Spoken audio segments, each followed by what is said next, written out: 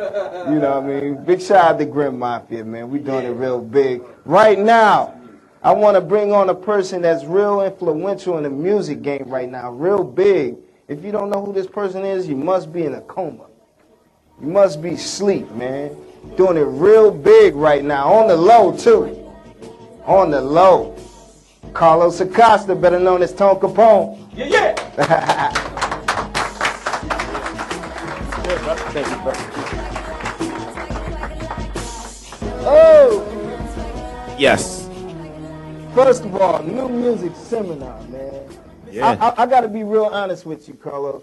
It's a lot of individuals coming here in the guise of... Yes, sir. They come in here in the guise of helping aspiring artists out. They get money and they leave. Yeah, that happens everywhere. You know, it's sad to say, but it happens in the capital of the music business. It happens in New York every day of the week. You know, and regardless where you at, even in the capital of the music industry, which is New York City, artists are disconnected from like the music business. The music business is a small circle, a small fraternity of people that control the game. Right. And, you know, even there, people are seeking the knowledge, but the problem is that a lot of artists are so stuck on the creative side, which is a great thing, but a lot of them don't seek to educate themselves on the business side, because the music industry, to me, is a business. It's a business industry.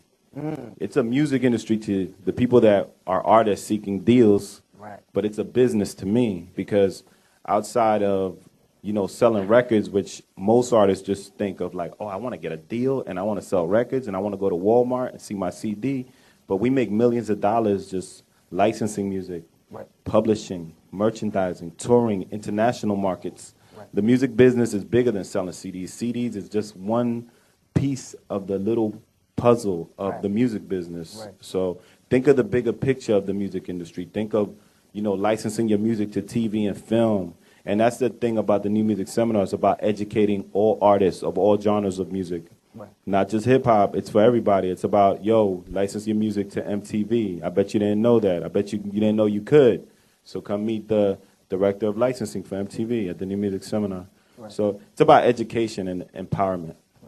Well, with the landscape of the music industry, music business changing, where it's becoming more affordable of the person to put themselves out, I know that's a strain on record labels and execs and things of that nature. Are you addressing that in your seminars as well? Yeah, I mean, you know, it's a level playing field now for artists. Like artists, you control distribution. The internet is giving you the power now to compete with the major record companies, believe it or not. You know, because you have the biggest distribution outlet in the world, bigger than Walmart. Bigger than Sony BMG, bigger than EMI, bigger than Warner Music Group, bigger than Universal Music Group. You have the World Wide Web. There's no competition. You can't compete with that. But, you know, the problem is that, you know, how do you apply the technology? Yeah, how do you apply that to, you know, the distribution? Who do you link with? You know, link with The Orchard, link with Richard Gotherer, who is one of our keynote speakers. He just recently purchased TVT Records, you know. But you got to educate yourself to understand like what outlets, like music. The music industry is educating itself on the World Wide Web, because the World Wide Web came in and kicked the kicked the chair.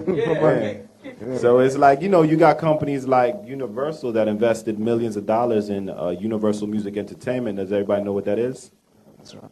It's a new digital label owned by Universal Music Group. You know, they invest millions and millions of dollars. So it's Atlantic with the Records. SRC deal with Steve Rifkin. With Steve Rifkin. Yeah, exactly. You know, they bought Loud.com. They make huge investments in MySpace. They have part ownerships in a lot of these, you know, online platforms that you guys have your profiles on. You know, so. But educate yourself more on it so you can find out how to monetize your music online. Wow. I think you got a question from someone in the audience. There a question? Yeah, I have a question. What's up, Tone Capone? What's up, brother? Hey, my name is Bud. I have a question for you. What's up with this new music seminar? You know, what's going on with that? You know, because, you know, like Player T say, you know, Cleveland, you know, the mining city, you know, this is where all the gold is. it just takes special people to know where to dig, you know. Right. And it appears, you know, it had the appearance that, you know, you guys, you know, Universal Motown record has the appearance that they are learning or knows where to dig to, you know, in this gold mine, you know, which is Cleveland, Ohio. Right. What is that new music seminar all about?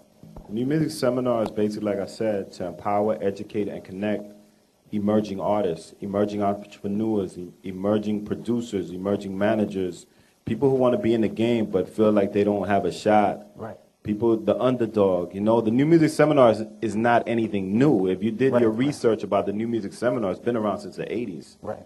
But we acquired the rights to the New Music Seminar. We made an investment before we even came to town. You know, so, you know, we were thinking about what market should we do it in. We said, like, okay, we're going to do it in New York. New York's a no-brainer. Three-pointers all day, slam dunks. Right. You know, it's easy. It's easy for us in New York. You know? Right. We could do it in Miami, but my boy Jay Hatch was doing... That's where you're based out of, right? We're based, yeah, CMG's based out of Miami. We have offices in Miami, New York, and Puerto Rico. Oh. So, thank you.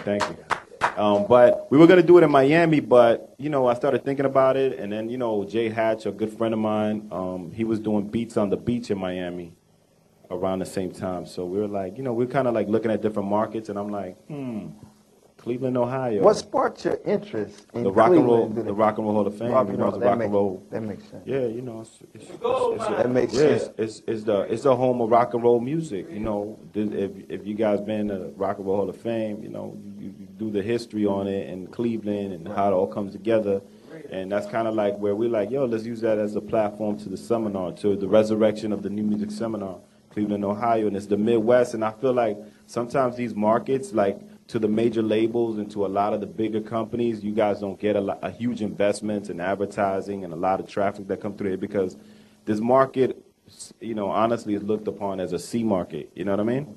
Right. You know, it's not within the top 10. You know what I mean? Yeah, you know. I think you got a question. You got another question? Yeah. As far as the New Music Seminar, I'm glad you explained that to us. As far as it's not something that's new, it's something that's old, but your company just picked it up. Right. I guess one of the questions that a lot of the groups are having is it really going down? Yes. You know, we've had a lot of companies come into town or around town and they throw stuff and then they don't show up. Right. Or they have a contest or something. Right. And then you go all the way to New York or Philly. Yeah. Or somebody's basement. You know what? When we first came to the market and we met with WENZ and we met with Clear Channel, we have partnerships with like all the radio stations from the rock station at MMS to WACast to WENZ to the scene to like every single like, you know, a media outlet to the partnerships. Yeah, we did a lot of partnerships. You know, one of the things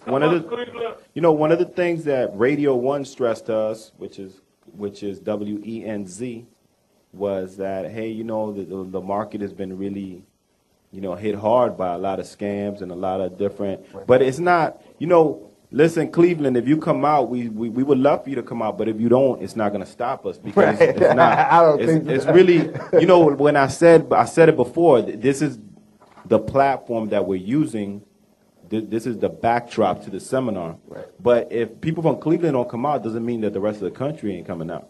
Because 95% of our registries, which is over about 300